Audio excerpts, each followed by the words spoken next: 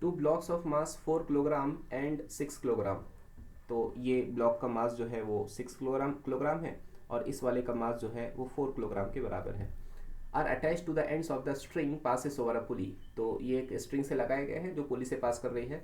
The 4 kilogram mass is attach to the table by another string. ये 4 kilogram वाले को नीचे एक टेबल से अटैच किया गया एक दूसरी स्ट्रिंग का यूज करके, जहाँ पे आने वाला टेंशन जो है वो T1 के बराबर है।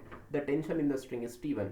तो हमको मालूम करना है the tension in the string T1 is, तो हमको T1 की वैल्यू मालूम करने की कोशिश करना है। ठीक है, एक बात तो कंफर्म है कि ये आम क्वेश्चन जैसा नहीं है, क्योंकि आम क्वेश्चंस में दोनों मास लगे होते हैं और मास को किसी रिजिड सपोर्ट से, किसी ग्राउंड से कनेक्ट नहीं किया जाता, इस वजह से एक्सेलरेशन आता है।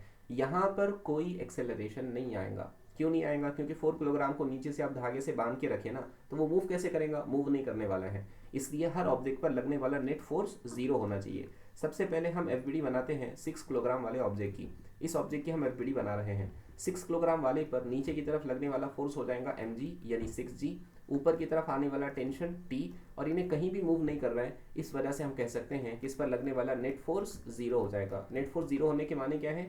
ऊपर का टेंशन बराबर हो जाएगा नीचे वाली फोर्स से, यानी 6g के बराबर हो जाएगा। अब हम दूसरे ऑब्जेक्ट की एफ बनाते हैं। दूसरा ऑब्जेक्ट कौन है? 4 किलोग्राम मास।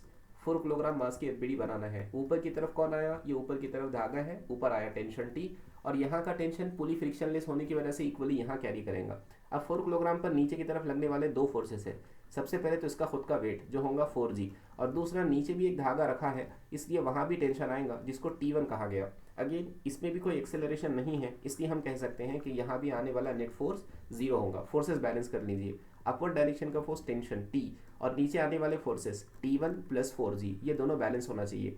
T की वैल्यू अभी हमने कैलकुलेट की है। T की वैल्यू कितनी आई? 6g is equal to T1 हम लोग मालूम करना चाहते हैं और 4g उसका वेट है। 4g को उधर बोला लीजिए, आंसर आ जाएगा, यानी 6g minus 4g is equal to T1। यहाँ से पता चला कि T1 is equal to 2g। ये टेंशन की वैल्यू होना चाहिए 2g। इसको हम कैलकुलेट कर लेंगे तो 2 एज इट इज, और g की वैल्यू लिख लो 9.8। 9.8 इंटू 2 ये हो जाएगा 19.6 न्यूटन। इसलिए टेंशन की वैल्यू 19.6 न्यूटन आना चाहिए। Option A will be correct.